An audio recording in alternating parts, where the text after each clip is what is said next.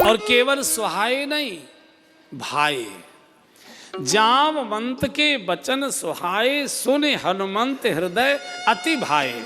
बहुत मन को भाए, सुहाए भी भाए भी।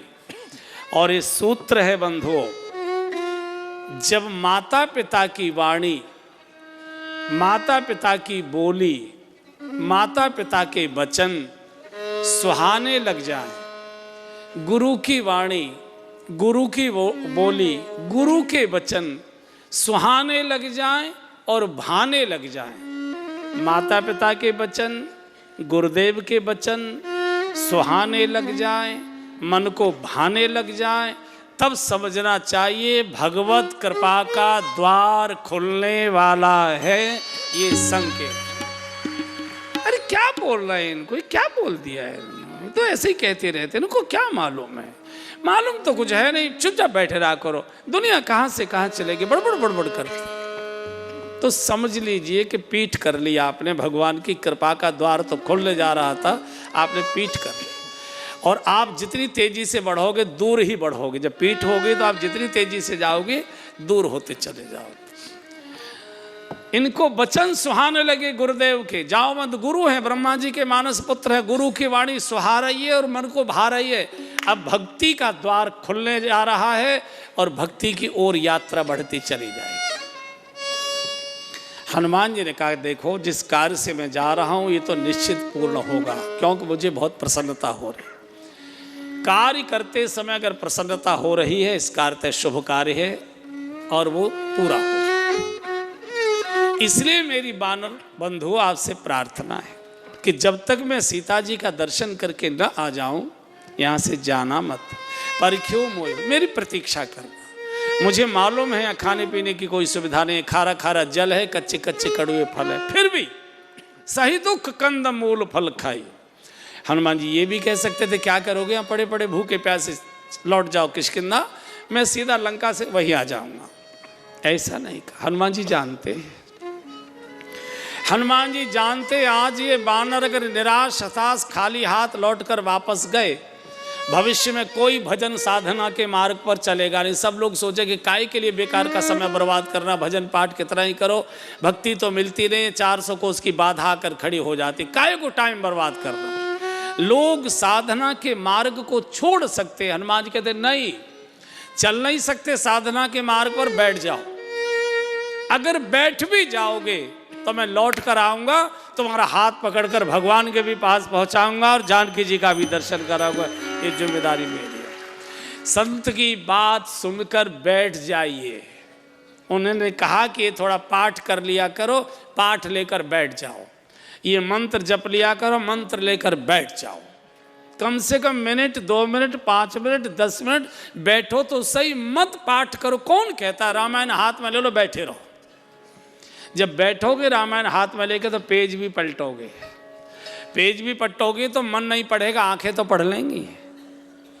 कुछ न कुछ करिए, कुछ न कुछ। अरे भाई कथा में आए, आप भले ही रास्ते से जा रहे थे, क्या तमाशा हो रहा है, देखे तो से बड़ी आवाज़ें आ रही है, तालियां बज रही हैं, लोग कुछ गा रहे हैं, कोई भी आएगा, अगर वो केवल तमाशा देखने की उत्सुकता से ही आया तो कान में तो रामायण की चौपाइयाँ ही तो पड़ेगी, कथा के शब्द ही तो पड़ेंगे उसको। गलती से भी बाग में चला जाएगा तो फूलों की खुशबू ही तो उसको आएगी।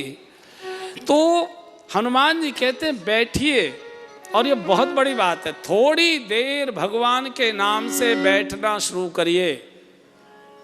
घर के पूजा घर से बैठना शुरू करिए, फिर मोहल्ले के मंदिर में थोड़ी देर जाकर बैठना शुरू करिए।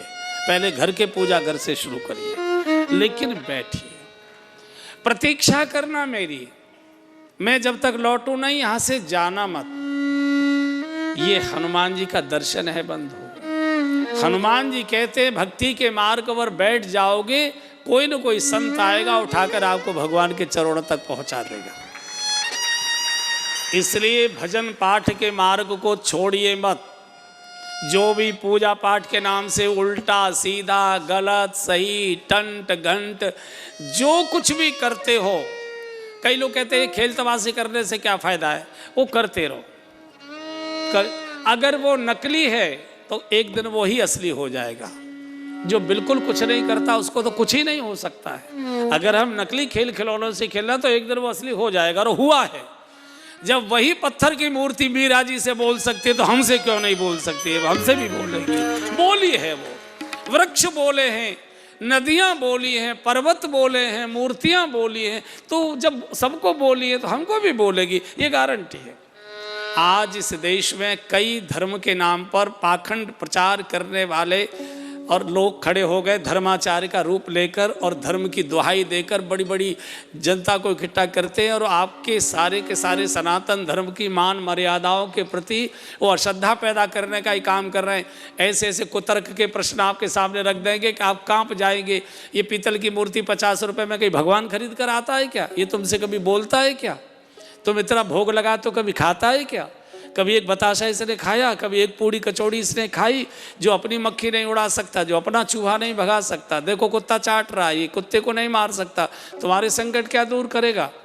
ये बहुत प्रकार की पाखंड की बातें बता बता के, और वो तर्क ऐसे है कि व्यक्ति को तुरंत समझ में आता है, हाँ बात तो ठीक कह रहे हैं, बात तो ठीक कह रहे हैं। ये केवल धर्म विरोधी नहीं है, ये लोग भारत विरोधी है। ये भारत की आत्मा को नष्ट करने में लगे हुए। किसी से तर्क मत करिए। जो कुछ पूजा पाठ के नाम पर करते आ रहे हो छोड़ना मत। कोई कितना भी कहे सीधे को क्यों करते हो, बोले अच्छा लगता है तू मत कर। कई बार अपने मन में ये शंका आती है कि पाठ पूजा तो करते हैं, छोड़ी तो आज तक नहीं है, जब से गुरुदेव ने बताया है तब से करते आ रहे हैं, लेकिन अनुभव तो कभी कुछ हुआ नहीं। पता नहीं भगवान सुन रहा है कि नहीं सुन रहा है, उसको मालूम है कि नहीं मालूम। ये मैं केवल गृहस्थियों की बात नहीं कह रहा हूँ, मैंने अच्छे अच्छे महात्माओं को ये कहते हुए सुना है कि क्या करें महाराज, 50 साल हो गए, 60 साल हो गए, साधुता ली थी, गुरुजी से लंगोटी ली थी, मंत्र लिया था, तभी से नियम पालन कर रहे हैं, जो गुरुजी ने बताया 60-65 साल पूरे कर दिए, लेकिन पता नहीं भगवान को मालूम है कि नहीं, वो हमारे भजन पाठ को सुनता है कि नहीं सुनता है, कहीं खामखा तो हमारा समय बर्बाद नहीं हो रहा है। ये शंका की बातें मैंने कई बड़े बड़े महात्माओं के मुखों से सुनी हैं। हमारी तो बातें ही छोड़ दीजिए, सब हम तो गृहस्थाश्रम के लोग हैं। मैं निवेदन कर रहा हूँ आपसे व्यासपीठ से कि पूजा पाठ के नाम से गलत सही उल्टा सीधा जैसा वैसा जो कुछ कर रहे हो, किसी के कहने से छोड़िए मत, करते जाइए। अगर भगवान आपके भजन को नहीं सुन रहा होता तो आप भगवान का भजन कर ही नहीं सकते थे, सवाल ही पैदा नहीं होता। वो सुन रहा है इसलिए हम कर रहे हैं। अगर आप यहां बैठकर कथा नहीं सुन रहे होते तो मैं कथा नहीं बोल सकता था। आप बैठे इसलिए तो मैं कथा बोल रहा हूं। 19 तारीख को दिखा देना मुझे, यहां कहां से सुनाऊंगा मैं किसको? आप हो तो मैं कथा सुना रहा हूं। वो भगवान बैठकर सुनता है, दिखाई न दे बात अलग। जिस घर में कोई नहीं रहता उस घर की घंटी नहीं बजाई जाती, उस घर की घंटी नहीं बजाई जाती। पड़ोसी कहते साहब 10 साल से तो हम देख रहे हैं ताला नहीं खुला है, आप किसको कुंडी बजा रहे हैं? यहाँ कोई नहीं रहता है, लेकिन हाँ रहता तो है सर। कभी कभी आते हैं, अब समय कुछ समय उनका कुछ पता नहीं, लेकिन आते हैं। तो आप बार बार घंटी बजाएंगे, बस अपनी घंटी बजाते रहिए, कभी न कभी टेलीफोन लग जाएगा, सुन लेगा वो, सुन। इसलिए हनुमान जी ने कहा जाना नहीं, और यहाँ से छलांग लगा दी। जिमि अमोघ रघुपति करबाना, एहि भांति चले हनुमान। जिमि अमोघ रघुपति करबाना, एहि भांति चले हनुमान। रे एहि भांति चले हनुमान, रे एहि भांति चले हनुमान। रे एहि भांति चले हनुमान। हनुमान जी ने छलांग लगा दी। जिम अमोघ रघुपति करबाना, एही भांति चले हनुमाना। हनुमान जी पहाड़ की चोटी पर खड़े होकर प्रभु को पुकारते, बार बार रघुवीर संभारी। प्रभु आपने हर बार मेरी संभार की है, मुझे संभाल के रखना, फिसलन बहुत ज्यादा है। ये हमेशा बोलते रहो, प्रभु संभाल कर रखना, प्रभु हमको संभाले रखना, प्रभु गिर न जाए, प्रभु फिसल न जाए। हनुमान जैसा महावीर कहता है कि मुझे बार बार आपने संभाला है, संभाल कर रखना। ये जो लंका की यात्रा है, सीता जी की खोज की यात्रा, ये भक्ति से मिलन की यात्रा है। और भजन के मार्ग में, भक्ति के मार्ग में, धर्म के मार्ग में, समाज सेवा के मार्ग में, परोपकार के मार्ग में, शुभ कार्य करने के मार्ग में बाधाएं बहुत आती हैं और तीनों प्रकार के लोग बाधक बनते हैं। देवलोक की भी बाधा आती है, भूलोक की भी बाधा आती है, पाताल लोक की भी बाधा आती है। सात्विक लोग भी विरोध करते हैं अच्छे काम का, राजसिक लोग भी करते हैं, तामसिक तो करते ही हैं। और आपको ये सुनकर हनुमान जी की यात्रा से बड़ा आश्चर्य लगेगा कि अच्छे काम का विरोध बुरे लोग तो बाद में करते, अच्छे काम का विरोध पहले अच्छे लोग करना शुरू कर देते हैं।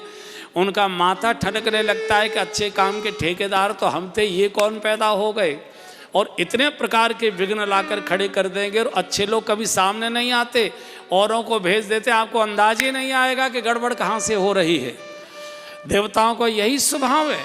जैसे हनुमान जी चले, एक तो पहले लोभ आ गया, लोभ की बाधा आ गई, आकर्षण आ गया। एक मैनाक नाम का पहाड़ था, सोने का पहाड़, छुपके रहता था, वो निकल आया। उसको लगा कि हनुमान जी थक गए होंगे, इनको थोड़ा विश्राम करा दे।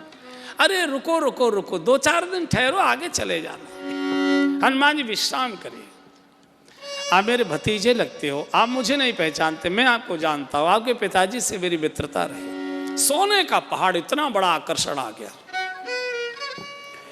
हनुमान जी में अहंकार होता तो डांट फटकार कर सकते थे, और कहा धन्यवाद, बड़ी कृपा की, अभी मेरे पास समय नहीं है, अभी मैं रामकाज को जा रहा हूं।